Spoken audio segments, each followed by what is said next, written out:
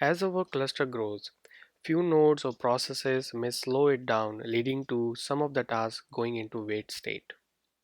There is an API called pending task, which we can use to monitor such tasks. Okay. In normal situations, there shouldn't be any pending task in our cluster. If there are pending tasks held up for a very long time, then we need to debug and see why they are being hung. Maybe there is a failing node. So that needs an investigation.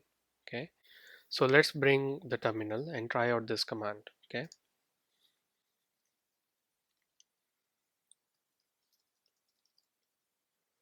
So this will be curl xget closed, and it's a cluster level, and we want pending task. Okay. As you can see, we got empty response, meaning that there are no pending tasks as of now in my cluster. Okay.